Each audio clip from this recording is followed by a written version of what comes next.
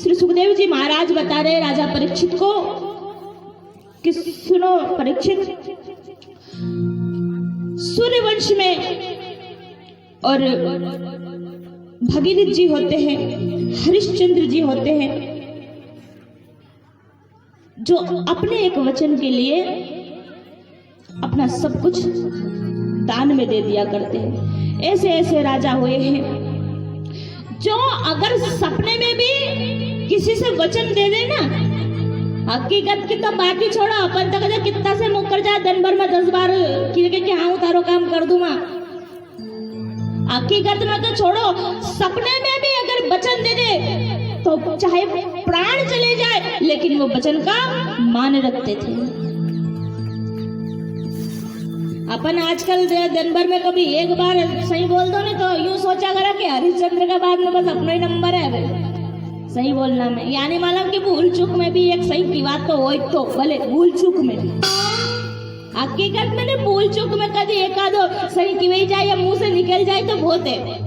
लेकिन सूर्यवंश के राजा हरिश्चंद्र का नियम था कि सुबह से उठने के बाद में ब्राह्मणों को दान देना, किसी याचकों का भला करना, कोई दीन दुखी अगर द्वार पर आ जाए तो उसकी सेवा करना, उसके बाद में ही भोजन किया करते थे। ये राजा हरिश्चंद्र का नियम था। एक दिन क्या होता है, क्योंकि रात्रि का समय था, वे सपने में एक सपना देखते, शयन कक्ष में बैठे हुए सो रहे थे राजा हरिश्चंद्र, और एक सपना आता है और देखते कि सपने में उन्होंने अपना राज्य एक ब्राह्मण को दान कर दिया। बहुत प्रसन्न हुए, सपने में प्रसन्न हुए, किस बात को लगा कि कोई ब्राह्मण मेरे द्वार पर आया। और याद रखना मेरी माँ, मेरे बहन, मेरे भाई, अगर हमारे द्वार पर कोई साधु या संत आ जाता है ना, जिस डेली पर साधु संत के चरण पड़ जाते हैं, जिस डेली पर गुरु ब्राह्मण के चरण पड़ जाते हैं, जिस डेली पर गौ माता के चरण पड़ जाते हैं ना, तो समझ लेना आप बड़े धन्यवान हो, आप बड़े सौभाग्यशाली हो कि आपके द्वार पर किसी संत के, किसी महंत के, किसी गुरु के, किसी गौ माता के चरण पड़े हो। टापरी हो चाहे मेड़ी, लेकिन धन्य है उस घर की पेड़ी जहाँ पर एक ब्राह्मण का चरण पड़ता हो, जहाँ पर साधु संत के चरण पड़ते हो, जहाँ पर गौ माता के चरण पड़ते हो।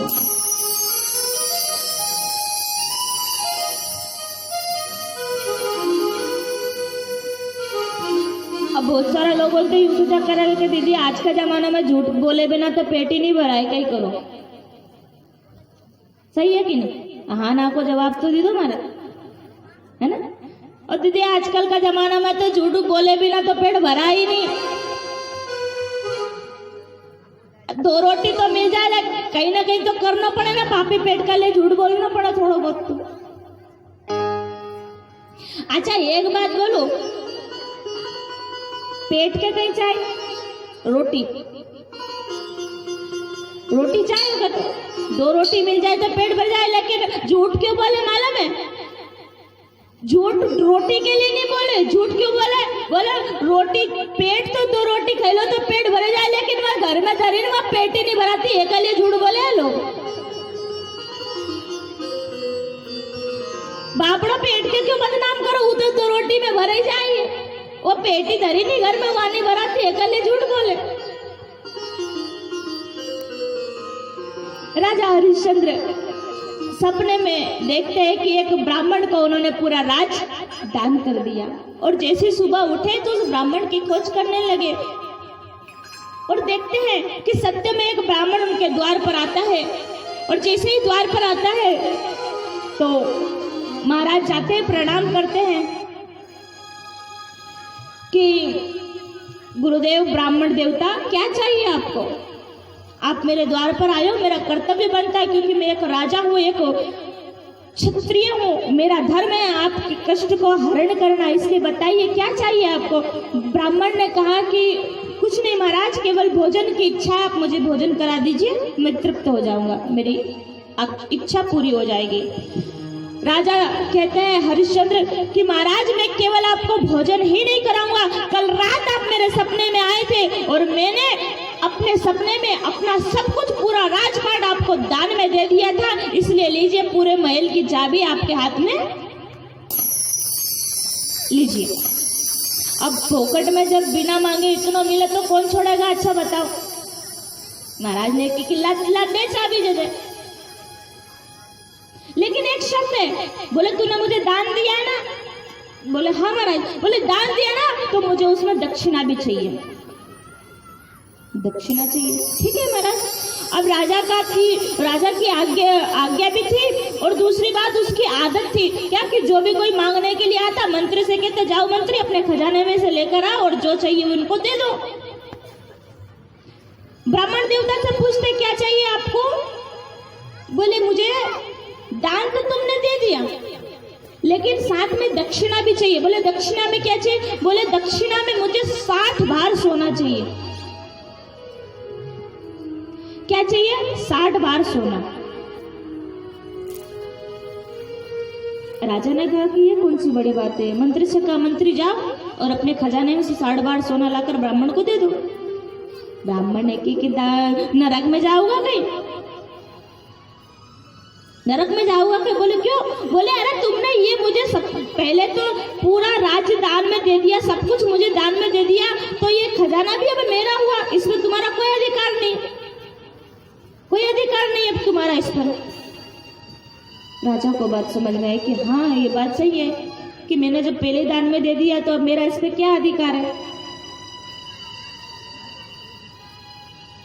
राजा कहते हैं कि महाराज मुझे एक मौका चाहिए। बोले क्या, बोले मैं अपनी पत्नी से मिलना चाहता हूँ, मैं अपनी पत्नी से कुछ राय मशवरा करना चाहता हूँ। क्यों, क्योंकि मेरी पत्नी बहुत सुशील है, समझदार है, इसलिए मैं अपनी पत्नी की राय लेना चाहता हूँ। मेरे बहन भाई याद रखना, पत्नी की राय लेना कोई गलत बात नहीं है। पत्नी अगर सुशील और समझदार हो तो उसकी राय लेना कोई गलत बात नहीं है।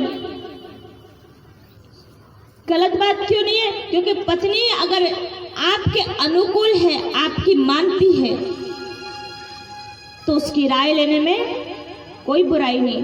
जब पत्नी के हाथ की चाय ले लो तो फिर राय क्यों नहीं लो, है कि नहीं।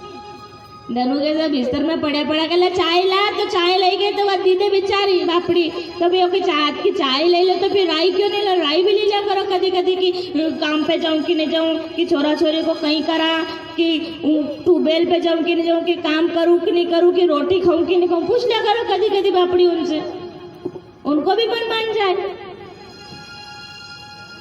है कि नहीं। तो कहते हैं कि बोले मुझे मेरी पत्नी से राय लेनी है। राजा हरिश्चंद्र जैसा भी अपनी पत्नी की राय लेता है। श्री सुखदेव जी महाराज बता रहे राजा परीक्षित को कि सुनो परीक्षित, सूर्यवंश में और भगीरथ जी होते हैं, हरिश्चंद्र जी होते हैं,